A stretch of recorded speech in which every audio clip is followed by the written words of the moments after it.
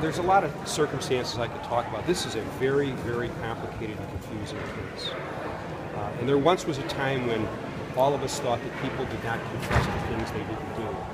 We now know that's not true.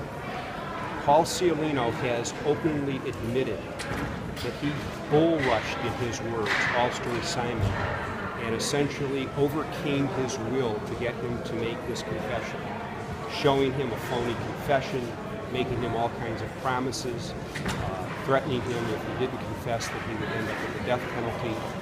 A lot of extraordinary things that if the Chicago Police Department engaged in that kind of conduct, a lot of people would be standing at the top of the Sears Tower screaming about what happened. So that's what occurred in this case.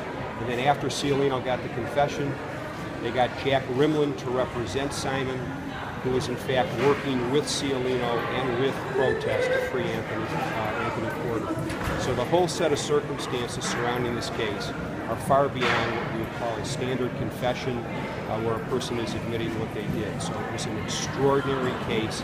The bottom line here is if you weigh the evidence that existed against Anthony Porter, against this phonied up confession, there were 6 people who knew Anthony Porter who were in the park that day. And if you've ever seen pictures of Anthony Porter or seen him live, he is a unique looking person. Anthony Porter was known to be a thug in that park area, had committed all kinds of crimes around there, and people knew who he was and were afraid of him. Those individuals are the people who identified him as the shooter in this case, or being in the bleachers at the time of the shooting. So there was significant